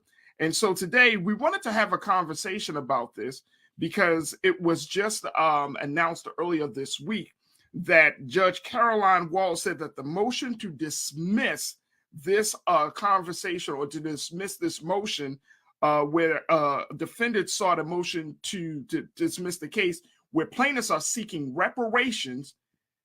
Judge Caroline Wells said that was granted in part and denied in part, which essentially means that the case can proceed and move forward as they are seeking justice for the victims and survivors of the Tulsa Massacre. Now, one of the lawyers and the attorneys of the case, Mr. Solomon, let me make sure I'm getting his name correctly, Demario Solomon Simmons. He is a plaintiff. He's an attorney for the plaintiff in the case. And one of the things that he said is that there are only literally a handful of survivors left from the Tulsa Massacre. And Keenan, let's put this quote on the screen. One of the things he said was this: when you work on something for 20 plus years, folks, check this out. You have defeat after defeat. You have client after client die. To know I have 3 living survivors that are here with me right now feel this partial victory, it means everything. Now, Mr. Solomon Simmons has been saying that he's been working with these clients, 3 of these clients that he has over the age of 100 years old. They have yet to receive any real justice, nor have they gotten any real evidence that something was going to be done about the Tulsa Massacre. And it looks like this week, after all of this time, folks, this week, the judge says the case can move forward as they're fighting for reparations. Now, what does that mean? What does that look like? We are going to be joined in a few moments by Dr. Ray Winbush, but we wanted to bring New Culture crew member Kia Gladden into this conversation first to get her take on it, and then we bring in Dr. Winbush very quickly. But Kia, thank you again for checking in. You are an educator. You are a researcher. What does this mean for you? What do you take from this recent judgment from Judge Carolyn Wells? So there's a lot of things that I have. One of my biggest things that actually scares me about this is, without even trying to be a conspiracy theorist, but I'm trying to figure out why it is that they've been starting this case for a number of years, but particularly back in 2000, in the year 2000, right? And now we have only 3 survivors left, right? So at this point, what they're attempting to do is, it seems like, sort of waiting them out, because we have 2 that are 107, 1 that is 108. So that story is about to be not told anymore. And we already know about, when it comes to Tulsa, even in Tulsa, it's been a secret that no one told anyone about.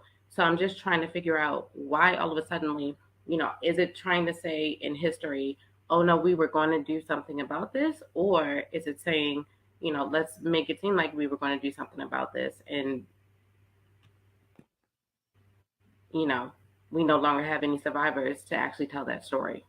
Yeah, and I think that's the race against the clock that the attorney for the plaintiffs have been talking about, which is why dealing with, right? One of the survivors, and I want to make sure I got her name correctly as well. She's about to turn 108 years old, and so her attorney said, "Hey, can we make a decision quickly, because her birthday is coming up on May the 10th, and we want to make sure that she can be around for this. Like, this would be a great birthday gift for her." It would be. It's going to be very interesting. I want to bring in Dr. Ray Winbush, who is an author. He is a scholar. He's a researcher and a professor, and he's director of the Urban Institute at Morgan State University. Dr. Winbush, always a great pleasure to have you as part of these conversations. How are you this afternoon? Good to see you.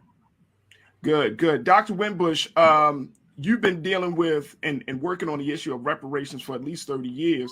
But one of the things that we're seeing from this Tulsa Massacre, and correct me if I'm wrong on this, Doc, I have not heard Tulsa being brought into the conversation of reparations. I did not know that was a goal for this unfortunate, tragic part of our history. I did not know that they were asking for reparations. I know that they was asking for justice, but I didn't know specifically they were asking for reparations. How did that happen?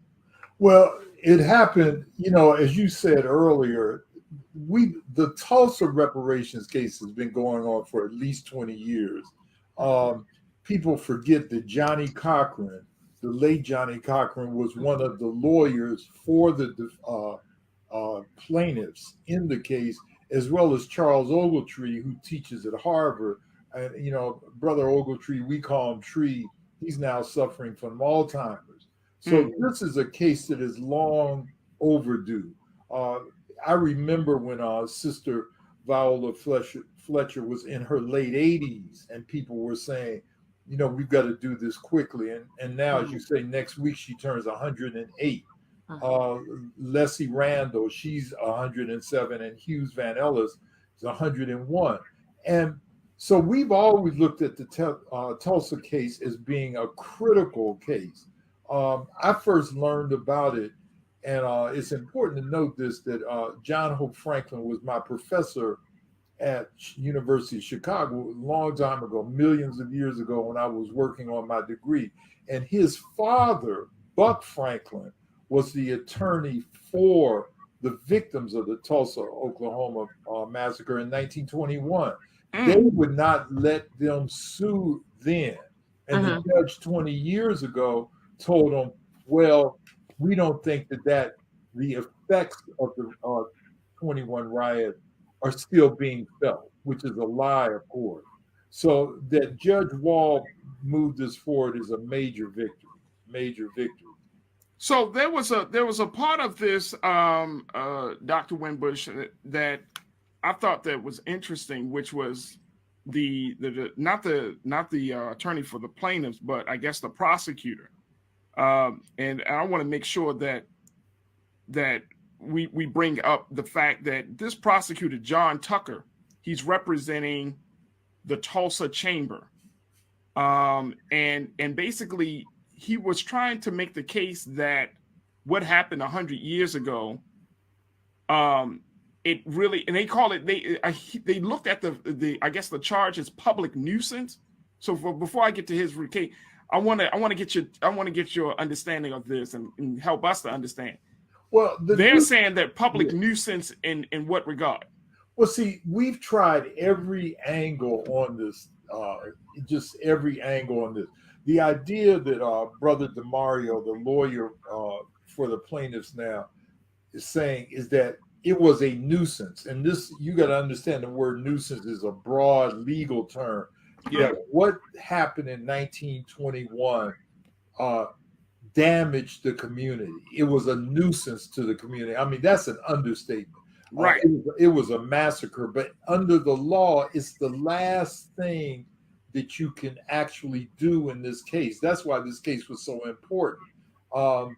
And I think the sister said earlier, and it's very true, and it's not a conspiracy theory. They are trying to wait out till all of the victims of the massacre have died. I remember when testimony before the House back in like 2005 or 2006, there were something like 20 survivors of the massacre. Now we're down to 3. Yes. And what's really interesting, I'll say this and I'll shut up. J.T. Tucker, the mayor of Tulsa, he was so, excited about building the park, apologizing and everything. But he is one of the persons opposed to reparations, including also including the guy that you just mentioned, the head of the Chamber of Commerce. There's 7 defendants in this case, and both the mayor as well as the head of the Chamber of Commerce are one of them. So Mr. Tucker said that that the massacre happened too long ago to warrant a charge of public nuisance, and that the courts need to really look at and evaluate how much of the law behind public nuisance would extend to cover a circumstance like this. So how do you think that would play out in the next step of this whole process, Doc? Well, I think they're going to be able to prove this. We really have confidence in this lawsuit. If you can imagine for a moment, there was a major uprising in Atlanta, Georgia in 1906. In fact, W.B. Du Bois was living there at that time. Now we see Atlanta, what do they call it? The Black Mecca film studios there, black middle class, solidly black mayors, so forth. That would have been Tulsa had not the massacre occurred. Instead of us saying we're all going to go to Atlanta to live, we would have all been saying we're going to go to Tulsa to live. Facts. And so, you know, the mayor doesn't have a leg to stand on. It's amazing that when it comes to white history, we want to remember it and still see it as important. So most recently, we celebrate the impact of 9/11 right now. We always talk about remember the Alamo. We have Memorial Day. What happens on the 4th of July? But when it comes to black suffering, we want to say, well, that's over with. Yeah, slavery was bad. What happened in Tulsa was bad, but that's over with. That happened 100 years ago. So when it comes to black suffering, we want to get through with it quickly. Yeah, very, very much, very much. And Nakia, when we talking about that level of black suffering, I mean, it was brought up during this recent court trial that this massacre was likened to an oil spill. Yes. That that you won't, like, just like any, and I remember when they had the Valdez oil spill years ago and all of those oil spills, like, you really can't wrap your head or your mind around how much of an impact that had on the environment. And that's the same way that folks presented what happened 100 years ago to the courts, that there are generations with an S that have been affected by this massacre that happened on May 31st through June the 1st. So do you think that's a strong defense? Absolutely not. I mean, to compare, well, I wouldn't consider it like a natural disaster. Obviously, an oil spill is not necessarily a natural disaster, but in terms of comparing human on human, that's utterly ridiculous. To compare those two, and it's actually offensive. And it's offensive to the descendants of those who did suffer through that. I got to listen to the story earlier today of the 3 survivors, and to hear their story and to see that she said, I think about this every day. You know, they saw bloodshed. And for what reason? So we can go back to the reason of how this whole entire thing happened, because, you know, a young black man went into an elevator, and it was a white young woman, and she was operating the elevator, and then she screamed, and then all of a sudden it was just bloodshed. So we can go back to the history of that. But the idea to equate those two is utterly ridiculous. Mm-hmm. But when it comes to reparations, and I read a quote earlier today where it says that reparations, if we were to replace the word, because it's much like welfare, because it's really easy to make it seem like, you know, welfare is bad because for some reason, quote unquote, it's associated with Black people, but then also with reparations. But it said reparations is to replace the wealth that racism stole. Mm. So reparations is not a bad thing. It just has a bad connotation when you use that word.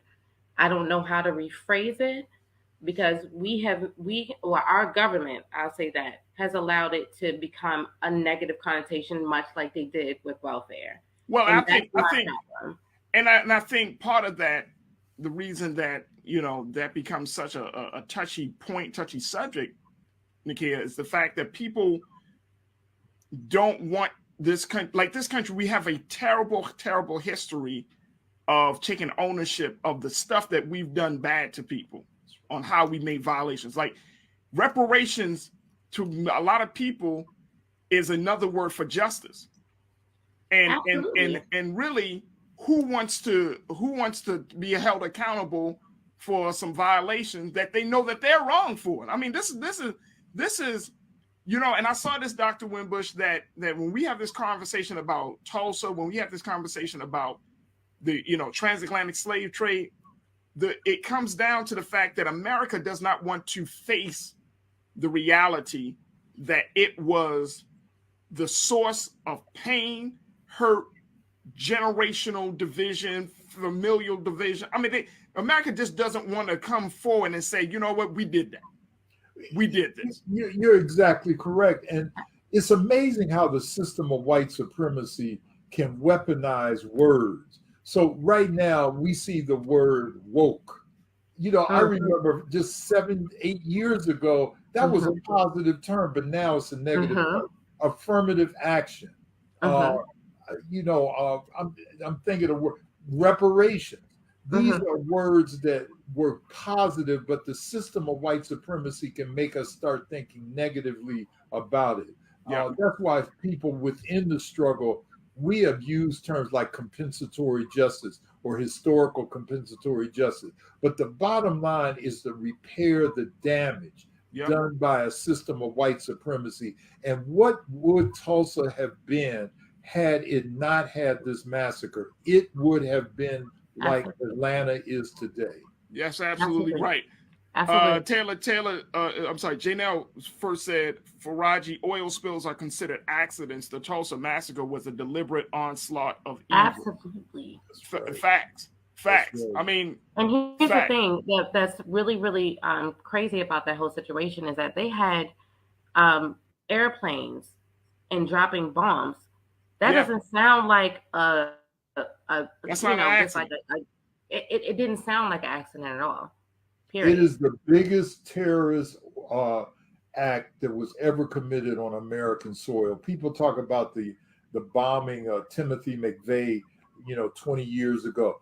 This was the single biggest terrorist act ever perpetrated against Americans by Americans in this country. Wow. And I think people need to hear it just as that, Doc. Taylor said, I hope at the age of the defendants that there are not others in the wings waiting to take control of anything they may get. Concern for seniors is real.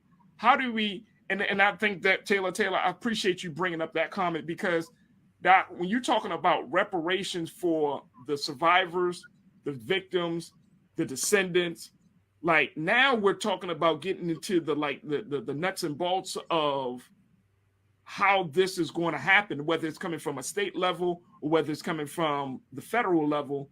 What would be the course of action that the state of Oklahoma or the United States government would have to take if it's decided upon that, yes, they are allowed to get reparations? Well, I have, and this is not an endorsement, but DeMario Solomon Simmons is one of the best litigators on reparations existing right now. He has covered all the bases. His mentor was Johnny Cochran and Charles Ogletree. He knows that there's a potential because I've had people ask me about the reparations. Well, these people may not be around in a couple of years. What's going to happen to the money? Look, DeMario got this under control, and just like we know, we have to trust what he's doing right now, and he's making sure that none of that happens. He is on the case. And that's one of the big things that I think that people are looking at, Doc and Nikhil, because people are trying to figure out, okay, if this goes through, then this might set the precedent for other racial incidents that have occurred on American soil by white people, by other people against Black people. This will open up a Pandora's box, Doc. I will say this: the mayor is saying, like, although he's made it seem like he's stressing that this is something that he cares about, the problem is that he's also saying that, okay, well, it's not fair to charge the descendants of those that happened before because this is 100 years ago. How can we charge them tax-wise and all those things?